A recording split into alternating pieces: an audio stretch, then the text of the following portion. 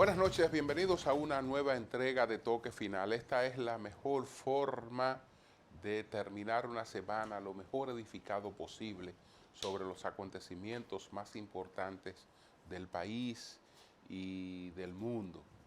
Me indignó, me apenó mucho lo que ocurrió con José Luis Rodríguez, el Puma, en Ecuador, en un vuelo de American.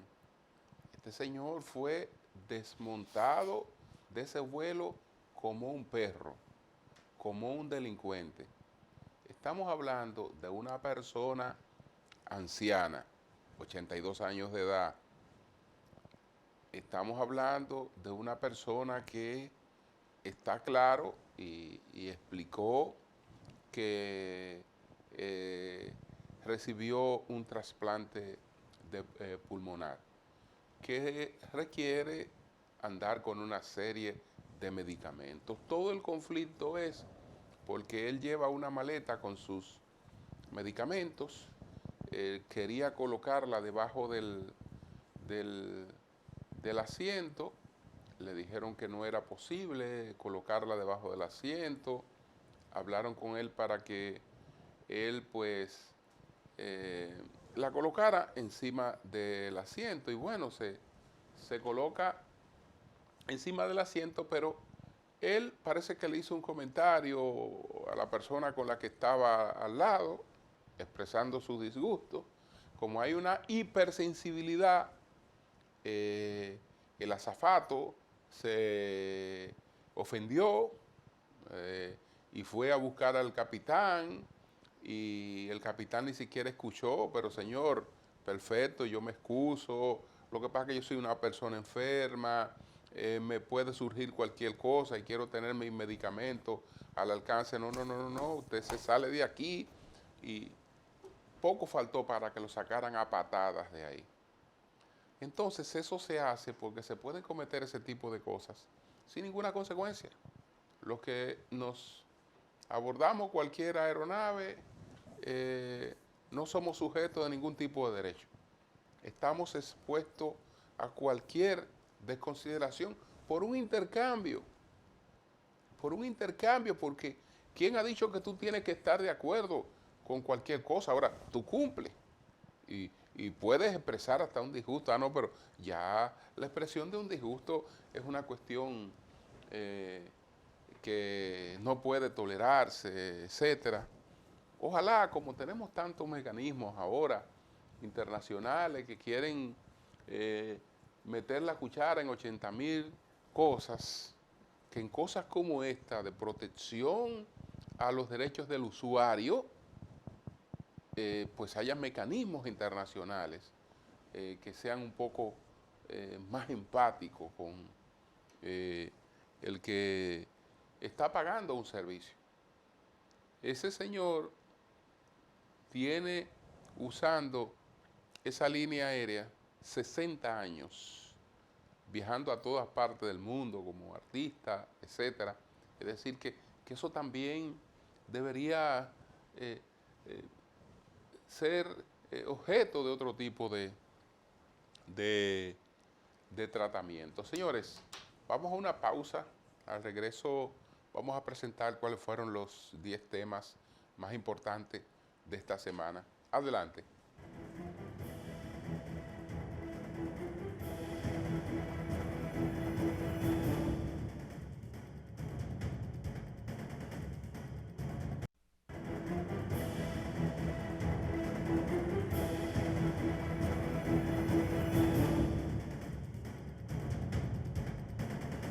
Hubo una medida del Consejo Nacional de la Seguridad Social que fue presentada, propuesta por la CISARRIL, en la que se ha producido un cambio en la cápita, en el pago de la cápita a las ARS.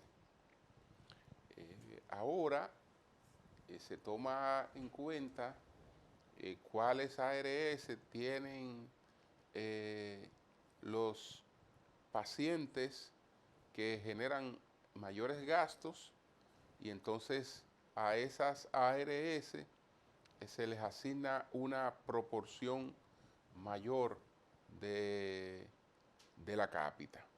Esto parece correcto porque trata de producir ajustes, porque la queja de las ARS más grandes es que ellos tenían muchos pacientes envejecidos, muchos pacientes con afecciones crónicas, etcétera. Entonces decían que las más pequeñas se habían dedicado a buscar una clientela de personas jóvenes que demandan menos servicio. Perfecto. El asunto es que lo que puede ser cualquier desajuste, cualquier desequilibrio de mercado, debe corregirlo el mercado en las reglas de libre competencia. Que cada vez que el Estado intenta acudir a subsanar una supuesta falla del mercado, el Estado lo único que hace es que empeora las cosas. Empeora las cosas. Porque bueno, hay reglas, hay competencia, hay competencia. De la misma forma que unas ARS captaron un público con menos demanda, usted puede ir tras ese público. Usted puede ir tras ese público y etcétera. Eh, y buscar otras maneras de que la carga se redistribuya. Pero bueno, eh, lo que se está, el peligro es que entonces quiebren varias de las pequeñas, se hace una mayor concentración en las grandes, y si eso fuera a incrementar la calidad y la eficiencia, bien, pero eso no va a traer mayor calidad ni mayor eficiencia, por el contrario, un deterioro de los servicios porque habrá menos competitividad, pero también se van a perder muchos empleos. Y eso también resulta sumamente perjudicial. Vamos a presentar de inmediato cuáles fueron los 10 temas de mayor impacto esta semana. Adelante.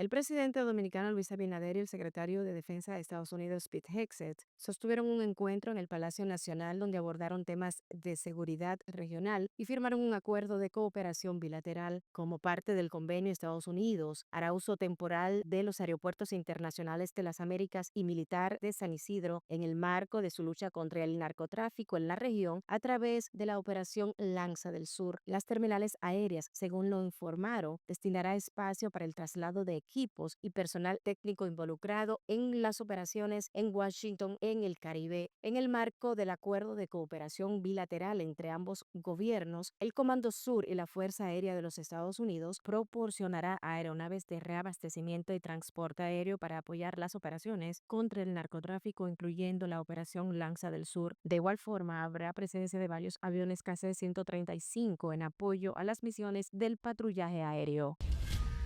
Las declaraciones del presidente del Partido Revolucionario Moderno PRM, José Ignacio Paliza, en las que instó a los políticos vinculados al narcotráfico a entregarse, sin importar la organización a la que pertenezcan, generaron una oleada de cuestionamientos desde la oposición e incluso dentro de su propio partido, aunque Paliza afirmó sentirse indignado por los casos de narcotráfico que han involucrado al PRM en las últimas semanas y llamó a todas las organizaciones políticas a no encubrir a nadie investigado por actividades ilegales ilícitas, diversos sectores políticos consideran que su mensaje dejó nuevas preguntas. El presidente del PRM anunció que los partidos deberán ser sujetos obligados ante la ley 155-17, un giro que busca cerrar la puerta al narcotráfico en la política y someter a las organizaciones a controles antilavado. La propuesta que el PRM presentará al Congreso convertiría a los partidos en entidades obligadas a reportar movimientos financieros, aplicar auditorías internas y verificar el origen de fondos y militantes, como ya hacen los bancos, ONG de riesgo y otros sectores regulados. Paliza indicó que el PRM ha suspendido y expulsado a los implicados y llamó a los demás partidos a hacer lo mismo. Esto es un tema país, no un tema partidario, afirmó. A quienes estén en actividades ilícitas del PRM o de cualquier otro partido, entréguense, tarde o temprano caerán. Nosotros estaremos siempre del lado correcto, concluyó.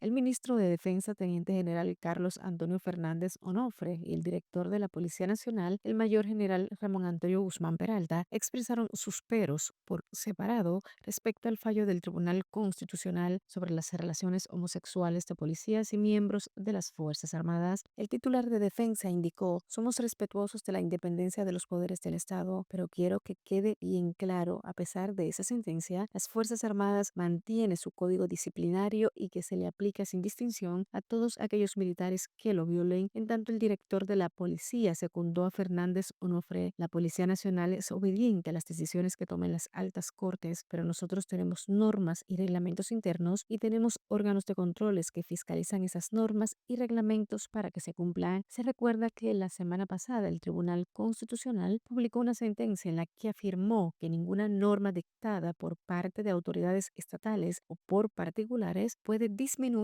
o restringir de modo alguno los derechos de una persona a partir de su orientación sexual, por tratarse de un aspecto esencial de la intimidad y del libre desarrollo de la personalidad.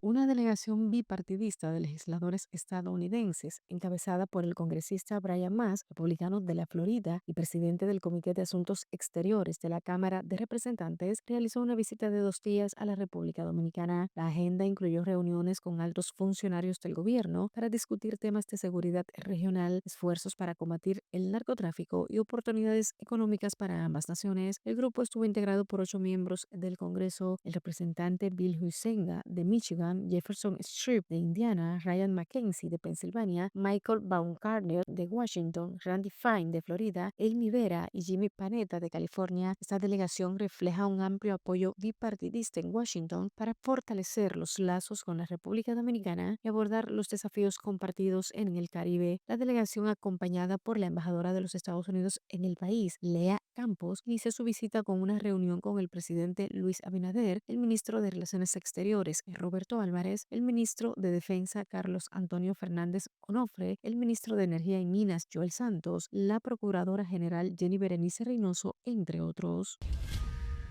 Quedó oficialmente inaugurado el Centro Correccional y de Rehabilitación Las Parras en San Antonio de Guerra, un complejo que marca el comienzo del cierre gradual de la Penitenciaría Nacional de la Victoria y la transformación del sistema penitenciario dominicano. Con la apertura de este nuevo centro, inicia la primera fase de traslados. Hasta el momento, 2.400 privados de libertad han sido movilizados desde la Victoria hacia Las Parras en grupos de 300 como parte de un proceso organizado y supervisado por las autoridades. En las nuevas instalaciones, que cuentan con espacios más amplios, estructura moderna y condiciones destinadas a mejorar la seguridad y la rehabilitación. El acto de inauguración estuvo encabezado por el ministro de Vivienda y Edificaciones, Carlos Bonilla, quien destacó que la apertura de los primeros cuadrantes del nuevo recinto constituye un paso importante para la modernización de las cárceles de todo el territorio nacional. La infraestructura del recinto incluye verjas perimetrales, cerramientos en bloques, torres de vigilancia, celdas especiales, aulas educativas, talleres de oficios, canchas deportivas, espacios de reflexión, iglesias y salas de audiencias internas para facilitar procesos judiciales sin necesidad de traslados riesgosos. La entrega de la primera etapa del Centro de Corrección y Rehabilitación Las Parras representa un hito para el sistema penitenciario de la República Dominicana, ya que marca el inicio del proceso que conducirá al cierre definitivo de la cárcel de la Victoria, el penal más antiguo y sobrepoblado del país. El Banco BHD celebró la noche del pasado domingo la 10ª edición del Premio Mujeres que Cambian el Mundo, en la que resultó ganadora del primer lugar la activista comunitaria Nelis Margarita Heredia Agramonte por su liderazgo en la creación de asociaciones de mujeres en la región sur del país, logrando un impacto multisectorial en temas de género, medio ambiente y educación. La ceremonia fue realizada en la sala Carlos Piantini del Teatro Nacional con la presencia de la vicepresidenta de la República Raquel Peña, quien entregó el premio principal. El galardón estuvo encabezado por Luis Molina Checar, presidente del Centro Financiero BHD, Steven Puig, presidente del Banco BHD, y Josefina Navarro, vicepresidenta senior de Comunicación Corporativa y Responsabilidad Social de la entidad financiera. En su discurso central, el presidente de la entidad bancaria resaltó el impacto del Premio Mujeres que Cambian el Mundo a lo largo de una década, en la que han sido reconocidas más de 100 mujeres. Esta premiación es el brazo social de la estrategia de género mujer BHD que implementa el banco desde el 2015. Los dos segundos lugares del Premio Mujeres que Cambian el Mundo 2025 fueron otorgados a Arisleida Vildeburgos por su entrega en la promoción del arte y la cultura en Puerto Plata, y a la doctora Damelisten van der Horst, directora del Hospital Pediátrico Dr. Hugo Mendoza. El resto de las ganadoras son Cándida Mercedes Castillo Reyes, Soyaneli Mercedes Paulino Madera, Norca Margarita Díaz Velázquez, María Estefany Zapata Mejía y Seniana Caona Gil de Álvarez. La fiscal titular de la provincia de Santiago, Kirsa Abreu, informó que el Ministerio Público continúa trabajando en el levantamiento de información y la verificación de responsabilidades en torno a la muerte de una estudiante de 11 años, quien falleció ahogada durante una excursión organizada por el colegio donde estudiaba. La menor, identificada como Sephora Ann Mirsi, de nacionalidad haitiana, murió la tarde del pasado viernes 14 de noviembre mientras se encontraba en una actividad recreativa del colegio Leonardo da Vinci, donde estudiaba. La estudiante formaba parte de un grupo de alumnos destacados por su alto rendimiento académico. Las autoridades clausuraron la hacienda donde murió ahogada la niña tras determinar que el lugar no cumplía con los requisitos mínimos de seguridad establecidos por la ley.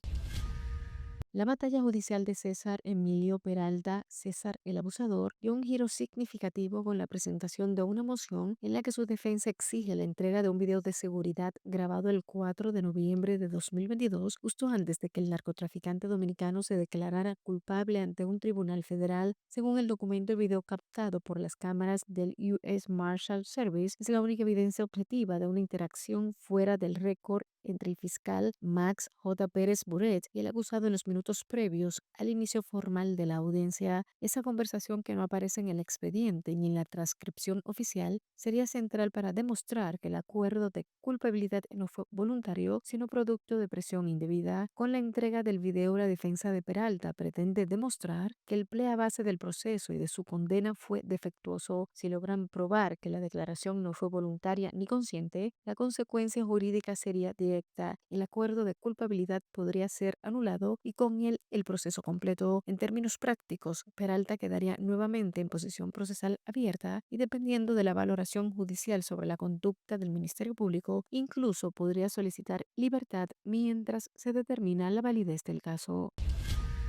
Estados Unidos designó el llamado Cartel de los Soles como organización terrorista extranjera desde el 24 de noviembre, una etiqueta que endurece la presión sobre Nicolás Maduro y amplía el margen de acción de Washington. La iniciativa se produce en un contexto de operaciones antidrogas en el Caribe y de un creciente debate sobre la naturaleza y la existencia misma del grupo. El llamado Cartel de los Soles estaría encabezado por el presidente Nicolás Maduro y otros altos cargos de su gobierno, al que Washington considera ilegítimo. De acuerdo con esa descripción, estos funcionarios habrían corrompido al ejército, los servicios de inteligencia y los poderes legislativo y judicial de Venezuela. Esta medida se enmarca dentro de un proceso de creciente hostilidad del gobierno de Donald Trump contra el régimen venezolano, que comenzó con el aumento de la recompensa de $50 millones para quien facilite la captura de Maduro, a quien señala de comandar esta estructura de crimen organizado transnacional, y que continuó con el despliegue de la Fuerza Naval en aguas internacionales del Mar Caribe, cerca de los límites marítimos de Venezuela, con la cual se han destruido más de 20 presuntas lanchas del narcotráfico, con más de 70 tripulantes muertos en los bombardeos.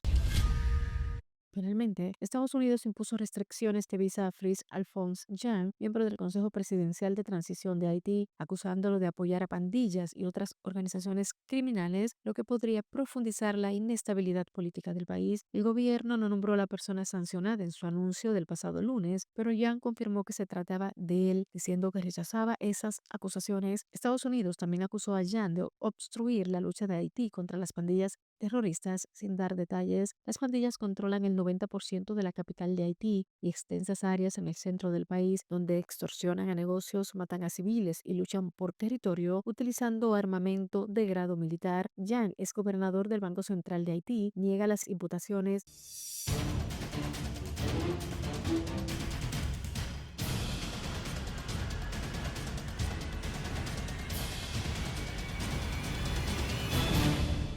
Hacemos una pausa, retornamos en breve.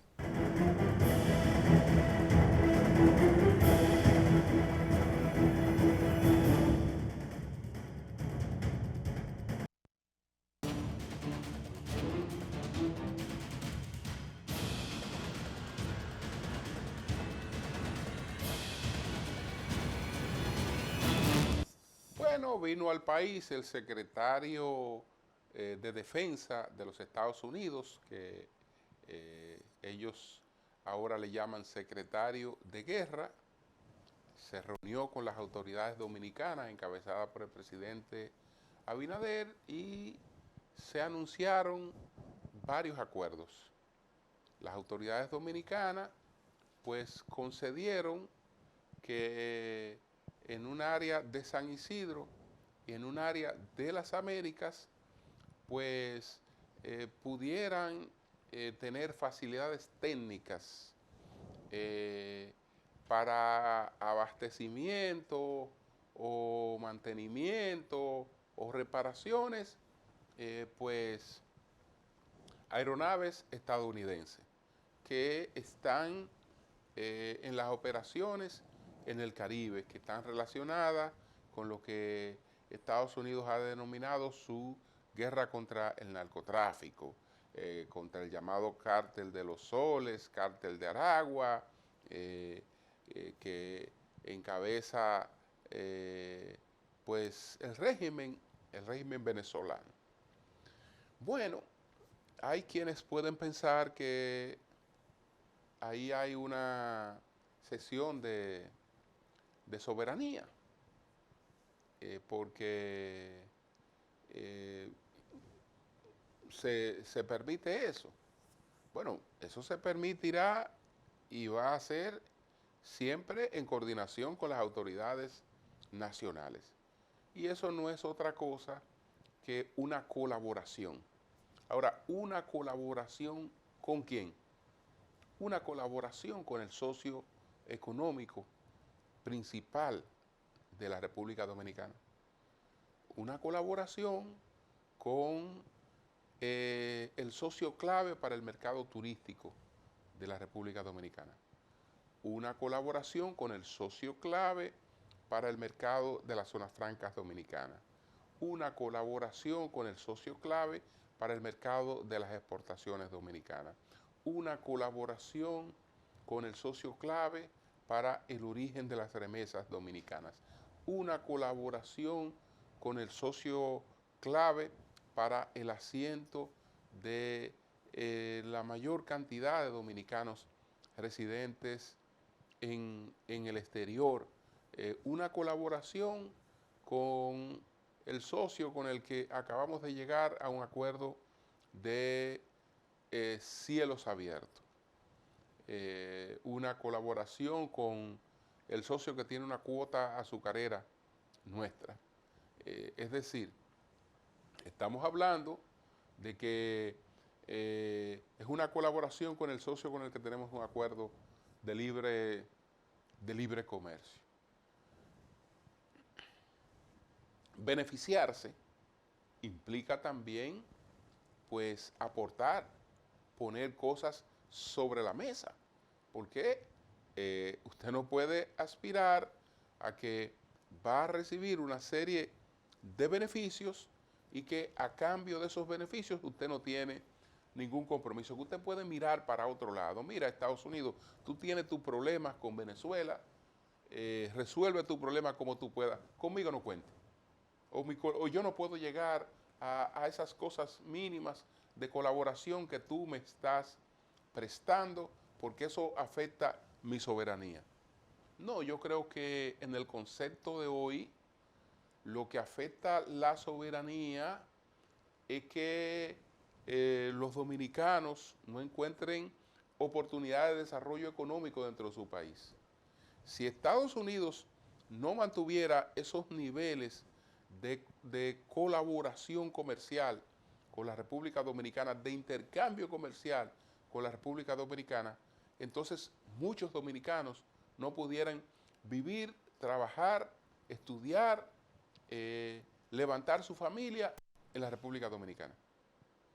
Pero si otros no tuvieran la oportunidad de trabajar en Estados Unidos, muchas familias en República Dominicana no estuvieran, digamos, viviendo en la República Dominicana, subsistiendo en la República Dominicana. Entonces, la soberanía, el concepto de soberanía implica que yo pueda vivir en mi país y que si por cualquier razón, buscando mejoría, salgo del país, puedo regresar cuando me lo proponga, porque no se me va a perseguir y porque la economía de ese país no está descalabrada.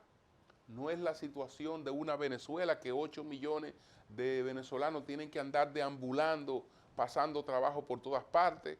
No es la situación de Cuba donde hay que buscar comida en los basureros. No es la situación de Haití. Entonces, para que ese panorama no sea así y pueda seguir mejorando, para nosotros es básica la colaboración y el buen entendimiento con Estados Unidos. Por eso yo endoso totalmente las medidas que se han tomado de brindar estos apoyos a Estados Unidos. Una pausa, retornamos en breve.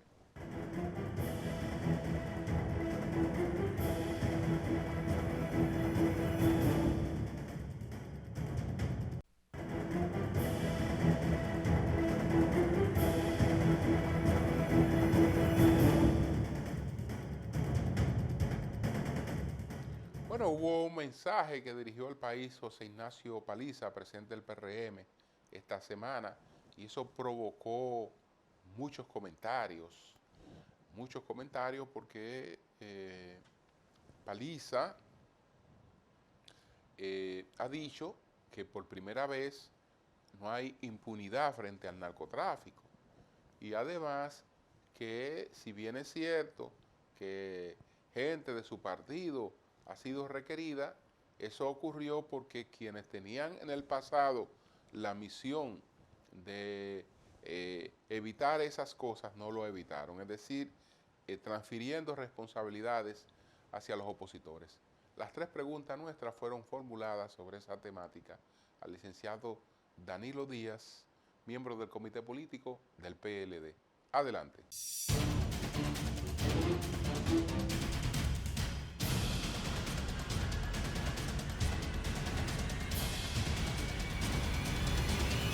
¿Qué piensas sobre el mensaje en que José Ignacio Paliza dijo que quienes debieron impedir la infiltración del bajo mundo no cumplieron y que el PRM no le ha proporcionado impunidad a nadie sindicado de narcotráfico?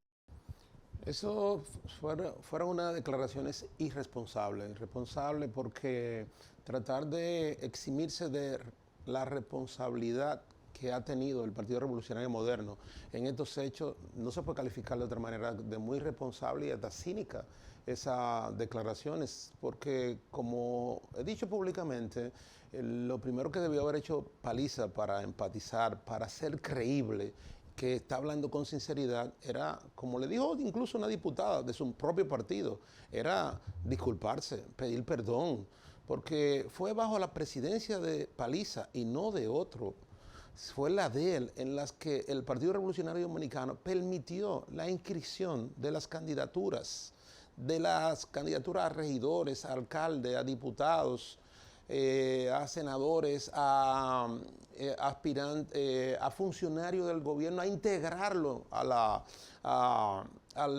Estado dominicano. Fue bajo la presidencia de él, o sea que él tiene esa responsabilidad, él carga con esa responsabilidad y lo que debe pedir perdón y disculpas, y la población aún está esperando por eso. Los partidos políticos, no, los partidos políticos hacemos nuestra tarea, porque este problema como no es del sistema de partido, quiero aclararlo, este problema es del Partido Revolucionario Moderno, lo digo con responsabilidad porque es el que ha permitido convertir a narcotraficantes en candidatos, en funcionarios, es eso. Eso no ha pasado con el Partido de la Liberación Dominicana, porque hay quienes, periodistas, que queriéndolo juntar todo, quieren decir como que es lo mismo todo. No es lo mismo todo, porque el narcotráfico es un fenómeno mundial que está presente en todas las sociedades del mundo, y de alguna manera penetra con colaboración con el sector privado, con partidos políticos. Eso es normal, vamos a decir. Con eso hay que seguir lidiando. Ahora, el que el partido permita que ingresen y tengan candidatura y todo, ya es una responsabilidad del partido político, en este caso muy especial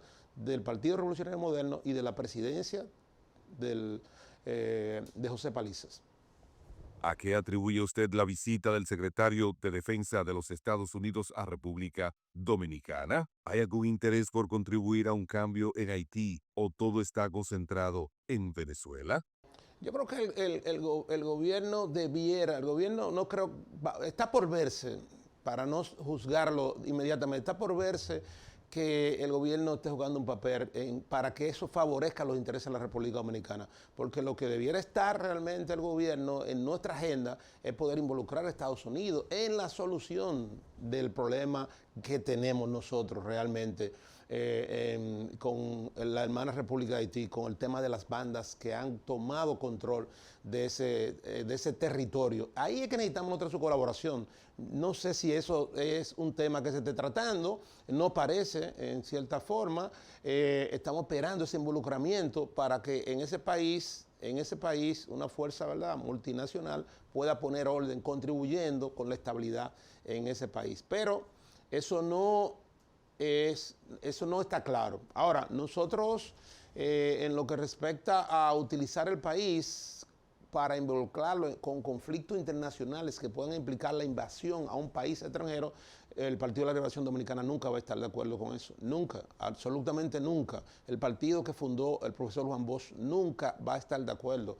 El partido que además siempre ha condenado la injerencia extranjera en cualquier otro territorio, nunca va a estar de acuerdo con eso. Es parte de su principio esencial. ¿Cómo interpreta la posición del ministro de Defensa y del director de la Policía Nacional frente a la sentencia del Tribunal Constitucional en la que plantean que seguirán aplicando su régimen disciplinario? Miren, yo creo que el Tribunal Constitucional está desconectado realmente de lo que deben ser sus prioridades como tribunal. Y ha dado una serie de sentencias desafortunadas. Ahí está lo de la candidatura independiente, varias cosas. He dicho que hay que darle seguimiento a este tribunal por la responsabilidad y la competencia que tiene, que en ocasiones trata de legislar incluso, en vez de jugar su rol que le compete. En este caso muy particular, yo lo digo porque realmente eso no es un problema del país ahora mismo. Tienen las Fuerzas Armadas, la Policía Nacional, ese problema, esa es una dificultad que haya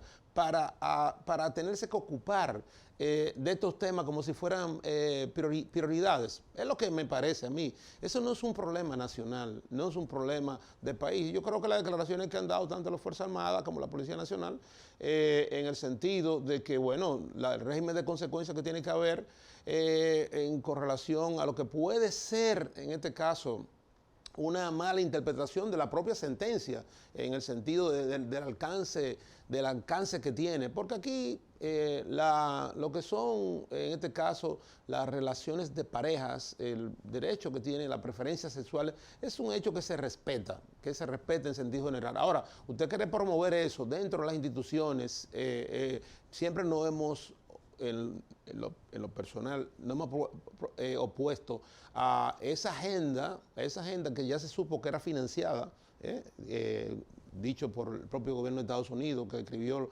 todos los miles de millones de dólares que se invirtieron en promover una agenda que trataba de dividir la familia y demás. Y vuelvo, insisto, nosotros en ese tema somos abiertos en lo que tiene que ver con el derecho que tiene cada quien a tener su preferencia sexual. Todo el derecho tiene. Ahora, de ahí a convertirlo en política de Estado, en política pública, en tratar de convertirlo en una promoción, en una agenda en la que se invirtió hasta dinero, nunca vamos a estar de acuerdo con eso.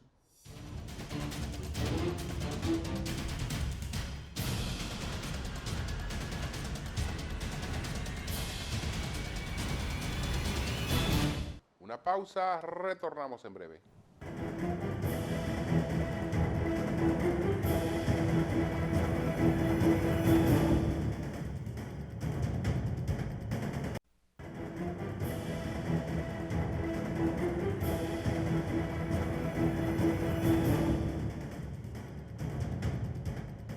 Se dio a conocer el informe oficial sobre el blackout que se produjo en el país, el apagón general. Y ese informe dice lo mismo que decía el informe que había ofrecido una viceministra, que la falla se debió a un error humano, y ofrece algunos detalles. Sin embargo, el informe anterior, que incluso se filtró, era más completo que este informe oficial que ahora se está dando, porque este coincide con el otro en establecer que hubo un error humano, pero el otro habla de falla de mantenimiento, porque dice, además del error humano, que a las 13:23 horas del 11 de noviembre de 2025 se produjo una falla en una subestación durante la apertura manual de las cuchillas del lado de la línea 138 KB, esto es San Pedro de Macorís, Cumayasa. El evento fue consecuencia de un error operativo humano al ejecutar la maniobra, lo que generó una perturbación severa que afectó la estabilidad del sistema eléctrico nacional interconectado. Entonces, ¿qué dijo? Se determinó que la subestación no dispone de un esquema de protección diferencial de barra. Ya estamos hablando de una falla que ahora el informe que dan ahora no menciona eso. Considerando el mecanismo más rápido y seguro para aislar fallas internas. De haberse contado con dicha protección, la falla habría sido aislada automáticamente mediante la apertura coordinada de todos los interruptores asociados al embarrado afectado, evitando la propagación del disturbio. El comportamiento de la generación y la carga.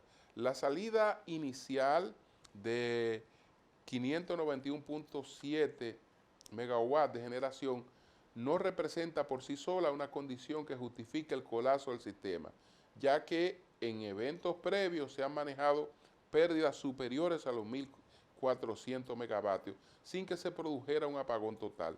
Esto evidencia falla en la selectividad y coordinación del sistema de protecciones entre las unidades generadoras de la zona y el esquema de deslastre automático de carga de ELEDA.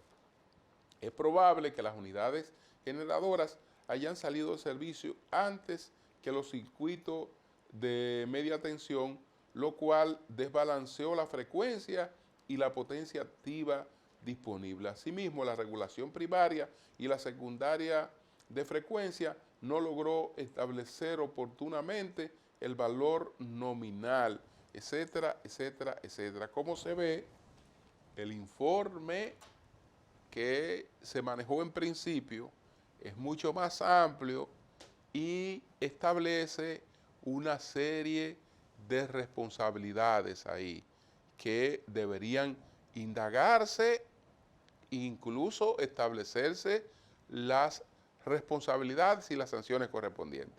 Este no, el que acaban de dar ahora, se limita a que hubo una falla humana. Buenas noches.